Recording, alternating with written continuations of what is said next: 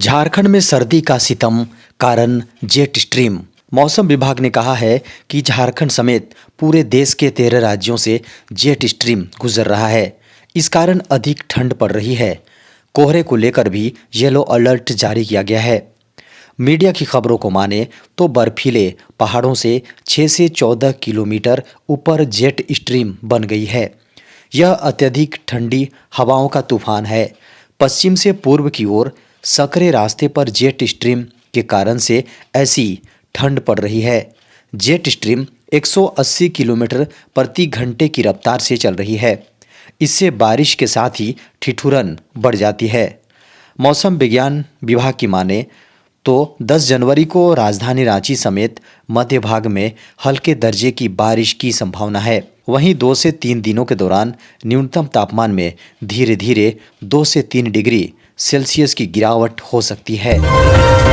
झारखंड में 800 किलोमीटर का सफर के दौरान राहुल गांधी के साथ न्याय यात्रा पर रहेंगे सीएम हेमंत सोरेन। झारखंड में 8 दिनों की न्याय यात्रा के दौरान 804 किलोमीटर की दूरी तय की जाएगी। बता दें कि झारखंड के 5 प्रमंडलों के 13 जिलों में राहुल गांधी की भारत जोड़ो न्याय यात्रा होगी। अपनी यात्रा के दौरान राहुल गांधी झारखंड में 8 दिन रहेंगे। बता दें कि 14 जनवरी से मणिपुर के इम्फाल से यात्रा शुरू होगी। 20 मार्च को मुंबई में इसका समापन होगा। झारखंड में 2 चरणों में यह यात्रा होगी। प्रथम चरण में 11 जिलों में यात्रा निकाली जाएगी। कांग्रेस कमेटी ने इसका शेड्यूल जारी कर दिया है। बता दें कि झारखंड के दुमका, जामताड़ा, गिरिडीह, धनबाद, बोकारो, रांची, रामगढ़, खूंटी, सरायकेला, जमशेदपुर, चाईबासा, पलामू और गढ़वा में न्याय यात्रा का कारवां जाएगा। इसके लिए यात्रा में इंडिया गठबंधन के नेताओं को भी न्योता दिया गया है। रांची में आर्मी गाड़ी से टकराकर बाइक सवार युवक की दर्दनाक मौत। झारखंड की राजधानी रांची के डोरंडा थाना इलाके के अंतर्गत रविवार सुबह एक बड़ा हादसा हुआ है। इस हादसे में बाइक चालक युवक की दर्दनाक मौत हो गई है। घटना के संबंध में बताया जा रहा है कि डोरंडा थाना के अंतर्गत डोरंडा से नामकुम की ओर जा रहा बाइक सवार को आर्मी के ट्रक पीछे से टकरा गया, जिससे बाइक सवार और बाइक आर्मी वाहन के नीचे आ गया। टक्कर के बाद बाइक क्षतिग्रस्त हो गया। वहीं आर्मी वाहन के जवान ने तुरंत जख्मी युवक को अपने वाहन से हॉस्पिटल ले गया, लेकिन युवक की अस्पताल पहुंचते ही दर्दनाक मौत हो गई। मीडिया की खबरों को माने तो इसके बाद क्षतिग्रस्त बाइक को पुलिस थाने ले आई। वहीं शव को कब्जे में लेकर पंचनामा के बाद पोस्टमार्टम के लिए भेज दी है। झारखंड में 10 जनवरी को कई इलाकों में बारिश की संभावना। मौसम विभाग का अनुमान है कि उत्तर भारत में फिर एक बार पश्चिमी विक्षोभ बन रहा है। इसका असर 10 और 11 जनवरी को झारखंड के कई इलाकों में पड़ सकता है। पश्चिमी विक्षोभ के असर के कारण से लगभग आधे झारखंड में हल्के से मध्यम दर्जे की बारिश हो सकती है। मुख्य रूप से 10 जनवरी को कई इलाकों में बारिश होगी। इधर 2 दिन पहले आए पश्चिमी विक्षोभ का असर पिछले 24 घंटे में झारखंड के कई इलाकों में रहा। गढ़वा में 28, बरही में 13, हजारीबाग और तिलैया में लगभग 12 mm बारिश हुई। मौसम विज्ञान केंद्र के पूर्वानुमान की माने तो अगले एक सप्ताह यानी 12 जनवरी तक बादल छाए रहेंगे। इस दौरान धुंध भी पड़ सकती है। इससे अधिकतम तापमान में कमी आ सकती है, जबकि न्यूनतम तापमान थोड़ा बढ़ सकता है।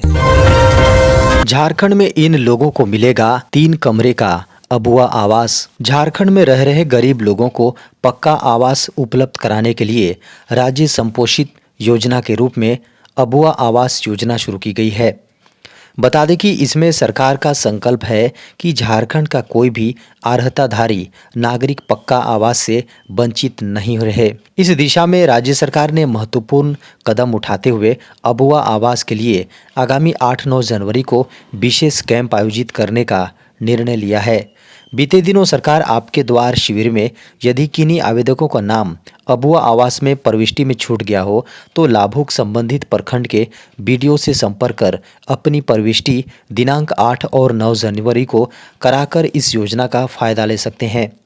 मीडिया की खबरों को माने तो अबुआ आवास योजना के लिए आवेदन के लिए जरूरी दस्तावेजों में आपकी योजना, आपकी सरकार आपके द्वार से प्राप्त registration number, MNREGA job card व आधार कार्ड की फोटोकॉपी, चलंत बैंक पासबुक की फोटोकॉपी, जमीन के दस्तावेज की फोटोकॉपी, पारिवारिक विवरणी, मोबाइल नंबर आदि के साथ योग्य लाभुक संबंधित वीडियो के पास अपनी प्रविष्टि दे सकते हैं। बता दें कि यह योजना 100% राज्य सरकार से संपोषित है। देश में अब 4 वर्षीय बीएड कोर्स को ही मिलेगी मान्यता। देश में अब 2 साल का स्पेशल बीएड कोर्स को क्लोज कर दिया गया है। अब इस कोर्स को मान्यता नहीं मिलेगी। शैक्षणिक सत्र 2024-25 में केवल 4 वर्षीय स्पेशल बीएड कोर्स को ही मान्यता दी जाएगी। मीडिया की खबरों को माने तो भारतीय पुनर्वास परिषद ही देश भर के विभिन्न शिक्षण संस्थानों में कराए जा रहे स्पेशल बीएड कोर्स को मान्यता देती है। बता दें कि राष्ट्रीय शिक्षा नीति 2020 लागू होने के तहत अब 2 वर्षीय स्पेशल बीएड कोर्स पर रोक लगा दी गई है। अब केवल 4 वर्षीय स्पेशल बीएड कोर्स को ही मान्यता दी जाएगी। देश भर में ऐसे लगभग 1000 संस्थान विश्वविद्यालय हैं जहां यह कोर्स कराया जा रहा है। रेलवे का नया सुपर ऐप देगा जल्द कंफर्म टिकट, वेटिंग लिस्ट की झंझट खत्म। आईआरसीटीसी के बाद रेलवे एक बार फिर अपने ऐप सिस्टम को अपग्रेड करेगा। इस बार रेलवे एक नया ऐप लेकर आ रहा है। अब अगर आप सोच रहे हैं कि नए ऐप की क्या जरूरत है, बता दें कि भारतीय रेलवे का नया सुपर ऐप उन सभी सेवाओं को एक प्लेटफॉर्म पर लाएगा जो अब तक अलग अलग ऐप पर उपलब्ध थी। क्योंकि पहले आपको किसी भी काम को करने के लिए अलग अलग ऐप डाउनलोड करने पड़ते थे, लेकिन अब आप एक ऐप पर सब कुछ प्राप्त कर सकते हैं। ऐप का डेवलपमेंट 3 साल से चल रहा है और इसकी लागत लगभग 90 करोड़ रुपए है। इस ऐप को CRIS द्वारा डेवलप किया गया है जो रेल मंत्रालय के लिए IT प्रणाली को संभालता है। वर्तमान में IRCTC रेल कनेक्ट सभी रेलवे ऐप्स में सबसे लोकप्रिय ऐप है जिसे 100 मिलियन से अधिक बार डाउनलोड किया गया है। बता दें कि अब इन सभी के लिए एक ही ऐप बनाया जाएगा। इस महीने की शुरुआत में यह पता चला था कि भारतीय रेलवे ने 20,000 FOG पास डिवाइस स्थापित किए थे। भारत में कोरोना के 756 नए मामले दर्ज। केंद्रीय स्वास्थ्य मंत्रालय ने रविवार यानी 7 जनवरी को कहा कि पिछले 24 घंटे में देश में कोविड-19 के 756 नए मामले सामने आए हैं। साथ ही 5 संक्रमितों की मौत भी हुई है। मंत्रालय के आंकड़ों को माने तो 5 नई मौतें महाराष्ट्र, केरल और जम्मू कश्मीर में हुई हैं। केंद्रीय स्वास्थ्य मंत्रालय के अनुसार भारत में पिछले 24 घंटों में कोविड-19 से संक्रमण के 756 नए मामले रिकॉर्ड किए गए। वहीं शनिवार 6 जनवरी को तमिलनाडु और गुजरात में 2-2 मौतें भी हुईं, जबकि शुक्रवार 5 जनवरी को 12 मौतें हुईं। केरल में 5, कर्नाटक में 4, महाराष्ट्र में 2 और उत्तर प्रदेश में 1 मौत हुई। इस बीच सक्रिय मामलों की कुल संख्या शनिवार 6 जनवरी को 4187 से गिरकर 4049 हो गई। अब तक जनवरी 2020 में शुरुआती प्रकोप के बाद से भारत में कोरोना वायरस मामलों की कुल संख्या 4,50,18,134 तक पहुंच गई है, जबकि कुल मृत्यु का आंकड़ा 5,33,392 हो गया है। नया JN.1 सब वेरिएंट ओमिक्रॉन सब वेरिएंट का वंशज है, जिसे BA.2.86 या पिरोला के नाम से जाना जाता है। केरल में इस वेरिएंट का पहला मामला सामने आया था। भारतीय SARS-CoV-2 जीनोमिक्स कंसोर्टियम के अनुसार केरल, कर्नाटक में JN.1 प्रकार के मामले देखे गए, जबकि दिल्ली, गुजरात, महाराष्ट्र, तमिलनाडु, राजस्थान, तेलंगाना, ओडिशा और हरियाणा भी प्रभावित हुए हैं। डेटा से पता चलता है कि JN.1 वेरिएंट के नए मामलों या अस्पताल में भर्ती होने और मौतों में कोई उल्लेखनीय योगदान नहीं है।